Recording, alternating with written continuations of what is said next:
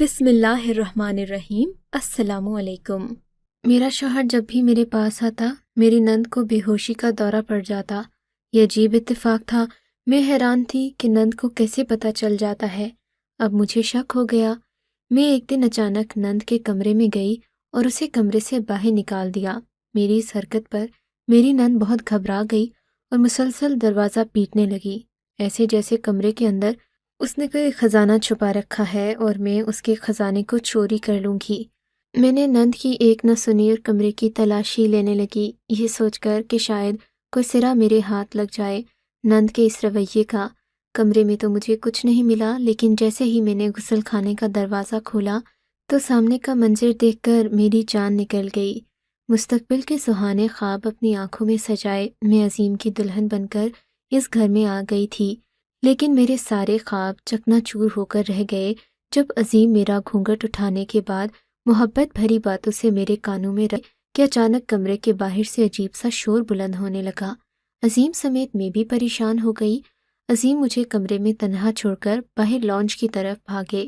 میں تو باہر نہ گئی، میں نئی نویلی دلہن تھی، دوسرا یہاں کسی کو نہیں جانتی تھی سوائے اپنی ساس کے۔ عظیم کو بھی آج ہی میں نے روبرو دیکھا تھا، ورنہ ان کی تصویر ہی دیکھی تھی بس اب تک۔ میں وہاں بیٹھ کر عظیم کا انتظار کرنے لگی، لیکن پتہ چلا کہ میری نند کو بے ہوشی کا دورہ پڑا ہے اور عظیم اسے ہسپتال لے کر گئے ہیں۔ میں عظیم کا انتظار کرتے کرتے سو گئی۔ فجر کے وقت وہ آئے اور سو گئے۔ ساری رات ہسپتال میں گزارنے کے بعد انہیں نیند آ گئی۔ میں نے عظیم سے کل والے واقعے کے متعلق پوچھا تو وہ ٹال گئے، کہنے لگے نورین میری 30 سالہ بہن ہے، اس کی صحت ٹھیک نہیں رہتی، اسے دورے پڑتے ہیں۔ عظیم نے کہا تو مجھے نورین کا دکھ ہوا۔ پھر اگلے دن عظیم نوکری کے سلسلے میں دوسرے شہر چلے گئے۔ وہاں ان کو ابھی گھر نہیں ملا تھا، اس لیے مجھے مجبوراً سسرال میں ہی رہنا تھا۔ میں نے گھر کے کاموں میں حصہ لینا شروع کر دیا۔ ارے بھابھی، آپ کیوں کام کرتی ہیں؟ میں کر دوں گی آپ کے حصے کا۔ مجھے کچن میں برتن دھوتے ہوئے میری نند نورین نے دیکھا تو بولی۔ نورین مجھ سے 8 سال بڑی تھی۔ آپی، آپ کام کریں گی، لیکن آپ تو بیمار ہیں۔ میں نے نند سے کہا تو اسے غصہ آ گیا۔ آپی کس کو کہا تم نے؟ میں آپی لگتی ہوں تمہیں؟ تم مجھے یہ جتانا چاہ رہی ہو کہ میں عمر میں تم سے بڑی ہوں؟ نورین بچوں کی طرح رونے لگی تو میں پریشان ہو گئی۔ میری عمر 22 سال تھی اور نورین کی 30 سال، عمر کا فرق تو تھا، اس لیے میں نے آپی کہا تو وہ غلط سمجھی۔ آپ ناراض نہ ہوں، میں نے تو ایسے ہی کہہ دیا، آپ کو برا لگا تو آئندہ نہیں کہوں گی۔ میں نے بات سنبھالتے ہوئے کہا، اچھا پھر آج سے ہم دونوں دوست ہیں۔ وہ ایک دم خوش ہو گئی۔ پھر نورین میری دوست بن گئی، میرے سامنے ایسی حرکت جیسے مجھ سے چھوٹی ہو۔ مجھے سمجھ آ گئی کہ نورین کی عمر تو زیادہ تھی، مگر اس کا ذہن لڑکپن سے آگے نہیں بڑھ سکا۔ اس کی کیا وجہ تھی مجھے سمجھ نہیں آ رہا تھا، شاید یہ انسانی نفسیات کا مسئلہ تھا۔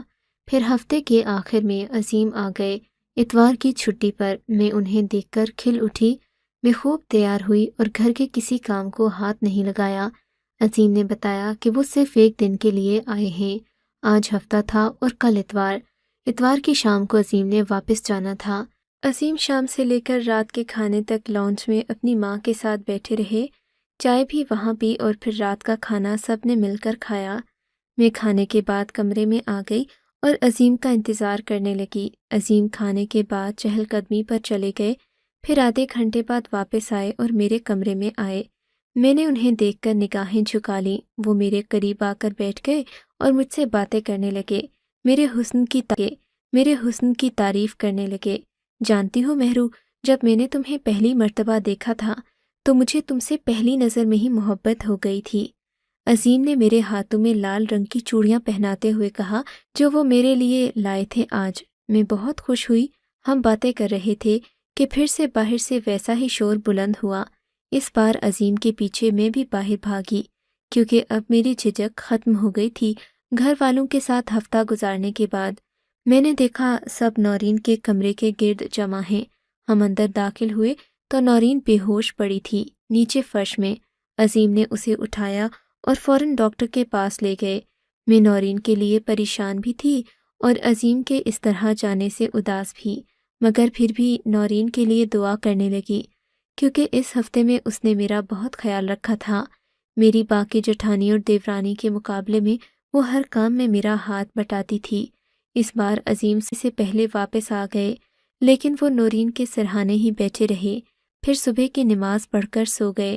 میں اداس ہو گئی تھی۔ عظیم دوپہر میں جاگے اور پھر بولے کہ اب ان کے بس کا وقت ہو گیا ہے، انہیں جانا ہے۔ یہ کہہ کر وہ پھر سے دوسرے شہر چلے گئے، یعنی پھر سے ایک ہفتہ مجھے عظیم کے بغیر رہنا تھا۔ یہ سوچ کر ہی مجھے رونا آ رہا تھا۔ پھر سارا ہفتہ ایسے ہی گزر گیا۔ اس سارے عرصے میں نند کو دورہ نہیں پڑا۔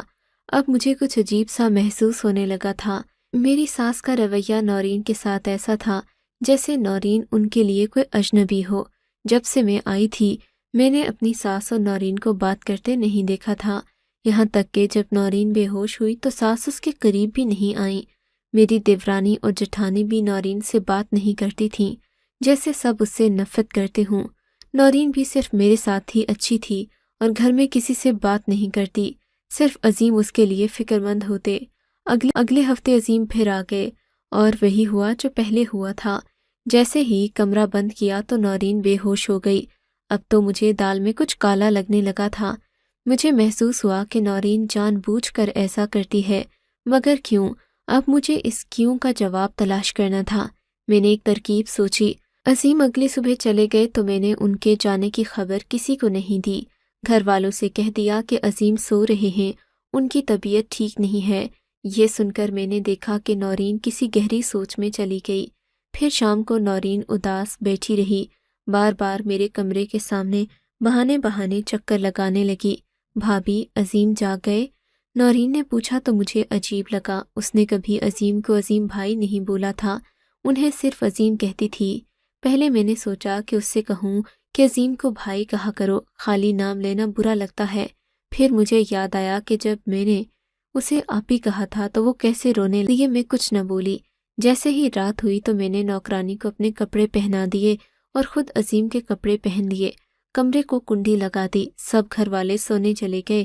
میں نے نوکرانی کو موٹی رقم دی تھی اس ڈرامے کے لیے۔ تھوڑی دیر بعد مجھے محسوس ہوا کہ کوئی ہمیں دیکھ رہا ہے، مگر کہاں سے؟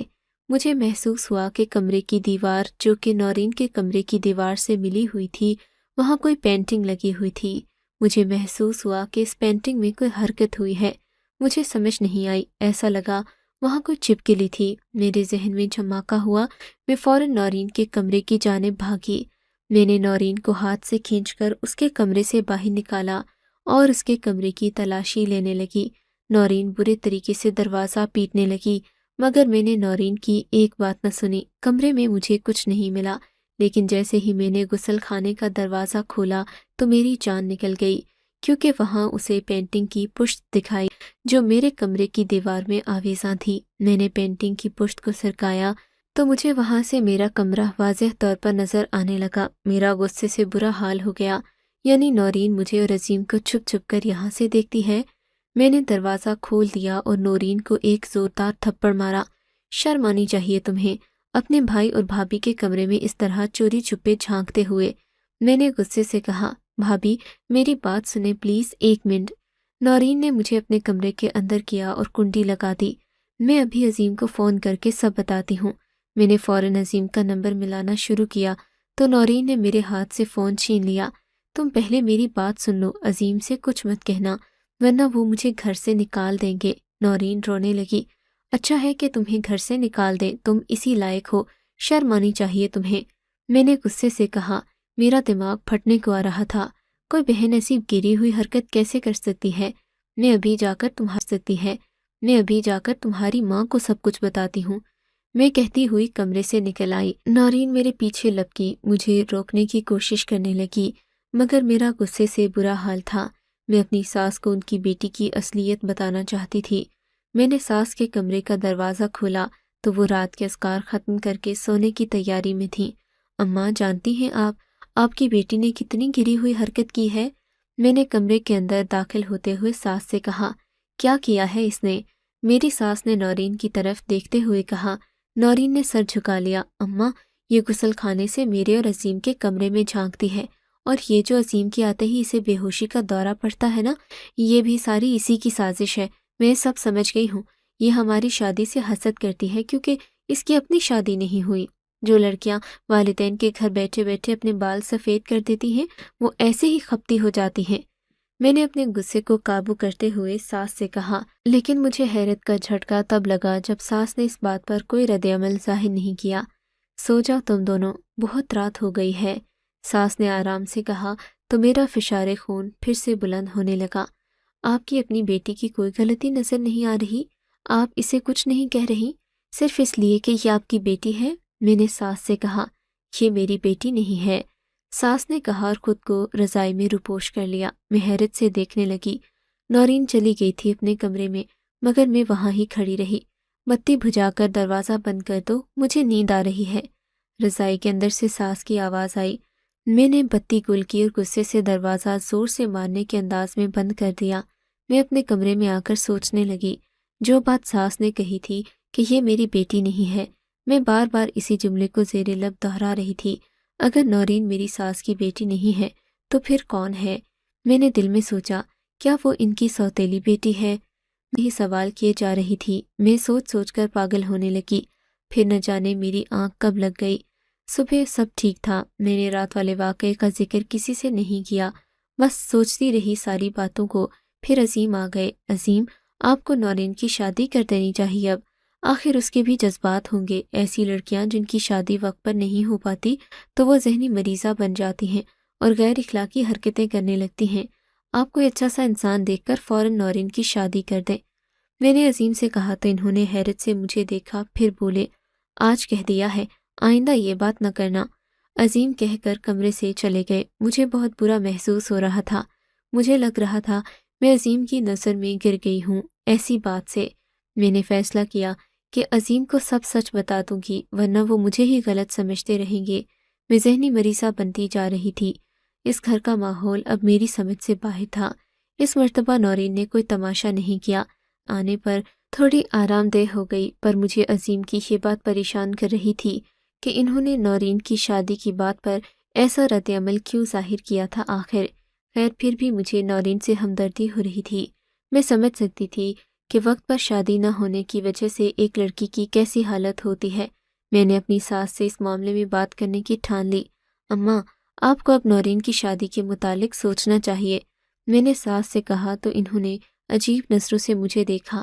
یہ ممکن نہیں ہے، میری ساس نے مختصر سا جواب دیا اور پھر سے تسبیح پڑھنے میں مصروف ہو گئیں۔ مجھے اب غصہ آنے لگا تھا سب پر۔ کیوں ممکن نہیں ہے؟ کیا آپ دیکھ نہیں رہی کہ شادی نہ ہونے کی وجہ سے آپ کی بیٹی ذہنی مریضہ بن گئی ہے؟ میں نے کہا، وہ میری بیٹی نہیں ہے، میں نے پہلے بھی تم سے کہا تھا۔ ساس نے آرام سے کہا، لیکن میں نے تو یہی سنا ہے کہ وہ آپ کی بیٹی ہے۔ میں نے کہا، وہ میری بیٹی جیسی ہے، میں نے اسے بچپن سے پالا ہے۔ میری ساس کے اس انکشاف پر میں حیران ہو گئی۔ پھر کس کی بیٹی ہے نورین؟ میں نے پوچھا۔ مجھ سے زیادہ سوالات نہ کرو، مجھے اذکار کرنے دو، میری ساس نے کہا۔ میں کمرے میں واپس آ گئی۔ اگلے ہفتے عظیم نے کہا کہ انہیں گھر مل گیا ہے اور وہ مجھے ساتھ لینے آئے ہیں۔ یہ سن کر میں خوش ہو گئی، مگر میری خوشی اس وقت پریشانی میں بدل گئی جب عظیم نے نورین سے کہا کہ اپنا سامان باندھے، وہ بھی ہمارے ساتھ جائے گی۔ نورین نے ایک نظر مجھے دیکھا اور اپنے کمرے میں چلی گئی اور سامان پیک کرنے لگی۔ آپ ایسا نہیں کر سکتے، آپ نورین کو ساتھ لے کر نہیں جا سکتے، وہ میرا سکون تباہ کر دے گی اپنی حرکتوں سے، میں نے مزاحمت کرتے ہوئے کہا، لیکن عظیم نے میری ایک نہ سنی اور نورین کو بھی ساتھ لے آئے۔ خیر میں نے صبر کرنے میں عافیت جانی اور زندگی پھر سے رواں دواں تھی، مگر پھر سے نورین نے یہاں آ کر بیماری کے ڈرامے شروع کر دیے۔ کبھی بخار چڑھا لیتی تو کبھی ڈپریشن۔ میں عاجز آ گئی تھی اب نورین سے۔ ایک دن عظیم اس کے سرہانے بیٹھے رہے۔ میں رات میں بار بار اٹھ کر دیکھ رہی تھی، لیکن عظیم اس کے سرہانے سے اٹھنے کو تیار ہی نہیں تھے۔ عظیم، آپ جانتے ہیں کہ نورین آپ کی سگی بہن نہیں ہے، آپ کی ماں نے اسے صرف پالا ہے، اس لیے آپ اس کے لیے محرم نہیں ہیں، میں نے صبح عظیم سے صاف کہہ دیا۔ جانتا ہوں، عظیم نے مختصر جواب دیا اور آفس چلے گئے۔ میرا سر چکرانے لگا۔ جب عظیم جانتے ہیں کہ نورین ان کی بہن نہیں ہے تو ساری رات اس کے سرہانے کیوں بیٹھے رہے؟ میں نے فیصلہ کر لیا تھا کہ اب نورین کو اپنے گھر سے چلتا کر دوں گی۔ میں نے کمرے میں جھانکنے والی بات عظیم کو بتانے کا فیصلہ کر لیا تھا۔ پہلے میں نے نہیں بتایا کیونکہ میں سمجھتی تھی کہ نورین عظیم کی سگی بہن ہے، کہیں ان کو برا نہ لگ جائے، لیکن اب یہ نورین میرے گلے کی ہڈی بنتی جا رہی تھی۔ جو نہ اگلی جا رہی تھی نہ نگلی جا رہی تھی۔ شام کو عظیم آفس سے گھر آئے تو میں نے اس رات والا واقعہ ان کے گوش گزار کر دیا۔ وہ غصے سے کھڑے ہوئے نورین کے پاس گئے۔ میں خوش ہو گئی کہ اب نورین سے میری جان چھوٹ جائے گی۔ نورین، کیا مہرو سچ کہہ رہی ہے؟ کیا تم ہماری خلوت میں جھانکتی تھیں؟ عظیم غصے سے پاگل ہو رہے تھے۔ نورین کچھ نہ بولی، بس سر جھکا کر عظیم کی باتیں سنتی گئی، مگر میرا کام پھر بھی نہ ہوا۔ عظیم نے اسے گھر سے نہیں نکالا۔ پھر کچھ دن بعد سے نورین کی طبیعت خراب رہنے لگی۔ پہلے مجھے لگا وہ ناٹک کر رہی ہے، لیکن جب اس نے الٹیاں کی تو میں سمجھ گئی کہ واقعی اس کو ہیضہ ہوا ہے۔ عظیم گھر پر نہیں تھے۔ نورین کی حالت خراب ہو گئی۔ میں نے عظیم کو فون کیا، وہ آفس میں تھے۔ انہیں نورین کی حالت سے آگاہ کیا تو انہوں نے کہا کہ میں اسے ڈاکٹر کے پاس لے جاؤں۔ میں نورین کو ڈاکٹر کے پاس لے گئی، لیکن ڈاکٹر نے کیسا انکشاف کیا کہ میرے سر پر آسمان آ گرا جیسے۔ میں نورین کو لے کر گھر آ گئی۔ عظیم گھر آ چکے تھے۔ میں آتے ہی عظیم پر برس پڑی۔ جانتے ہیں آپ اتنا خیال رکھتے ہیں، اس نے تو آپ کی عزت تک کا خیال نہیں کیا، نہ جانے کہاں اپنا دامن داغدار کر آئی ہے۔ میں نے عظیم سے کہا تو انہوں نے نہ سمجھنے والے انداز میں مجھے دیکھا۔ ماں بننے والی ہے یہ، آپ کی چہیتی کنواری ماں۔ میں نے غصے سے کہا تو عظیم کو جیسے میری بات پر یقین نہیں آ رہا تھا۔ وہ کھڑے ہو گئے اور نورین کے قریب آئے۔ مجھے لگا کہ وہ غصے سے پاگل ہو جائیں گے اور نورین کو تھپڑ رسید کریں گے، لیکن میری حیرت کی انتہا نہ رہی جب عظیم نے خوشی سے نورین کو مبارکباد دی۔ میں پھٹی پھٹی آنکھوں سے دونوں کو دیکھنے لگی۔ یہ سب کیا ہو رہا تھا؟ میں سوچ کر پاگل ہوئے جا رہی تھی۔ عظیم اور نورین خوشی سے رونے لگے۔ آپ بجائے غصہ کرنے کے اسے مبارکباد دے رہے ہیں؟ اس نے آپ کے خاندان کی عزت مٹی میں ملا دی، نہ جانے کس کا بچہ ہے یہ، میں نے غصے سے کہا تو عظیم بولے، یہ میرا بچہ ہے اور نورین میری بیوی ہے۔ عظیم کی اس بات پر میری آنکھوں کے سامنے اندھیرا چھا گیا۔ اگلے ہی پل میں ہوش آیا تو میں اپنے کمرے میں تھی، مجھے ڈرپ لگا ہوا تھا۔ عظیم میرے سرہانے بیٹھے تھے۔ میں نے منہ دوسری طرف پھیر لیا۔ میں سب بتاتا ہوں تم کو مہرو، عظیم نے کہا اور اپنی بات شروع کی۔ نورین میری خالہ کی بیٹی ہے۔ خالہ نورین کو جنم دیتے وقت فوت ہو گئی تھی۔ میری امی نے نورین کی پرورش کی، پھر ہم دونوں کو محبت ہو گئی۔ ہمارا سادگی سے نکاح ہوا کیونکہ ابا بیمار تھے ان دنوں، اور انہوں نے مرنے سے پہلے ہمارے نکاح کی خواہش ظاہر کی، لیکن 10 سال سے نورین ماں نہیں بن سکی تو وہ ذہنی مریضہ ہو گئی۔ اسے آئے دن غشی کے دورے پڑنے لگے۔ اولاد کے حصول کے لیے میں نے تم سے شادی کی، اپنا اور نورین کا رشتہ تم سے چھپایا کیونکہ نورین نے ایسا کرنے کو کہا تھا۔ اب قدرت ہم پر مہربان ہو گئی ہے۔ عظیم بولتے جا رہے تھے، میرا ہر عضو کان بن چکا تھا۔ تم سے شادی کے وقت نورین نے ہم سب گھر والوں کو قسم دی کہ میں اس رشتے کے متعلق تم کو نہ بتاؤں۔ وہ نیم پاگل ہو گئی تھی ڈپریشن میں، اسی لیے ہم سب نے اس کی بات مان لی، پر اب اللہ نے کرم کیا تو یہ بات ظاہر ہو گئی۔ دیکھو مہرو، نورین بن ماں باپ کے بچی تھی، اس نے بہت دکھ دیکھے ہیں، میری دوسری شادی کی قربانی بھی دی ہے۔ اب تم اس کا وجود قبول کر لو۔ مہرو، نورین بری نہیں ہے، اس نے اب تک تمہارا کتنا خیال رکھا ہے، تم بھی انسانیت دکھا کر اسے قبول کر لو۔ عظیم نے آرام سے سمجھایا۔ پھر نورین بھی آ گئی۔ مہرو، صرف میں ہی نہیں، تم بھی ماں بننے والی ہو۔ میں تو بانجھ تھی 10 سال سے، لیکن اللہ مہربان ہو گیا، پر تم کو بھی یہ نعمت ملنے والی ہے اب۔ نورین نے کہا تو میرا دل اسی وقت نرم ہو گیا۔ میں نے نورین کو قبول کر لیا اور اسی کو اللہ کی رضا سمجھا۔ سچ کہا تھا عظیم نے، نورین نے واقعی بہت دکھ دیکھے تھے اور آزمائشیں جھیلی تھیں، لیکن اب غم کے کالے بادل چھٹ چکے تھے۔ 10 سال کے طویل انتظار کے بعد نورین کو اولاد کی خوشی مل گئی۔ جب رب نورین مہربان ہو گیا تھا تو میری کیا مجال تھی اس کے ساتھ برا کرتی۔ آج ہم اپنے بچوں سمیت اپنے گھر میں خوشگوار زندگی گزار رہے ہیں۔ اپنے شوہر کی ناجائز محبوبائیں برداشت کرنے سے بہتر ہے کہ عورتیں جائز بیوی کا وجود قبول کر لیں تو ایک بہترین اسلامی معاشرے کی بنیاد قائم ہو۔ آپ کو اگر یہ کہانی اچھی لگی ہے تو اس ویڈیو کو لائک کیجیے اور اس طرح کی مزید کہانیاں سننے کے لیے ہمارے چینل کو ضرور سبسکرائب کیجیے۔ کہانی سننے کا شکریہ۔ آپ سے ملاقات ہوگی اگلی ویڈیو میں، تب تک کے لیے اللہ حافظ۔